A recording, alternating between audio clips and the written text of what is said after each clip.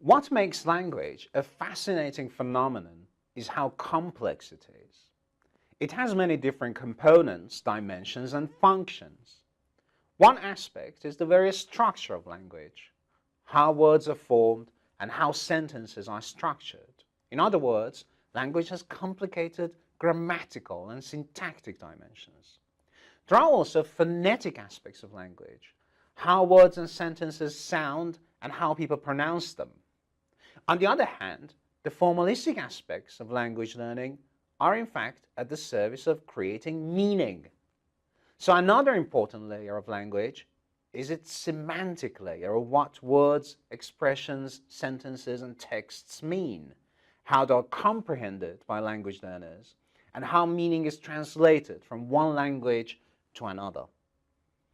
Language also has complex social layers, how people use languages in their everyday interactions, how language impacts the way people think of the world and also of themselves.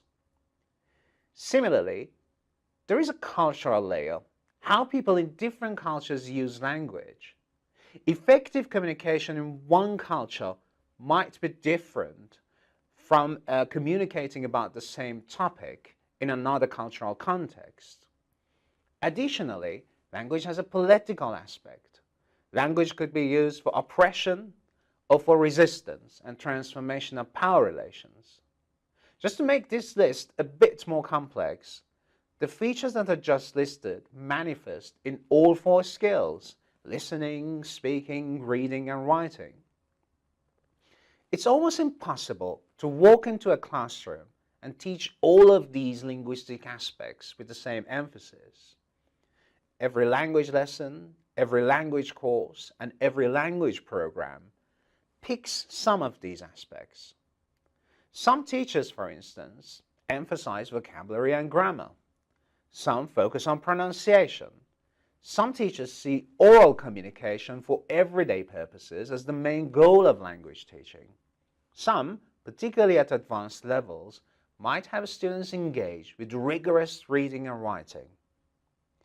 Teachers choose the linguistic aspects that they would like to emphasize based on their students' needs, their own perceptions of language teaching and learning, and also in accordance with dominant trends in language education, which change from time to time and from context to context. This week's material highlights a number of historical trends in language teaching methods and briefly discusses what linguistic aspects were stressed in those approaches.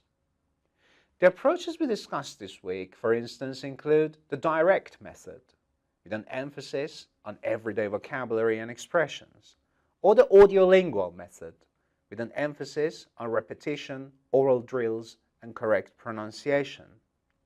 In another example, we speak about total physical response, which uses acting and mimicking to highlight the connection between language and the human body.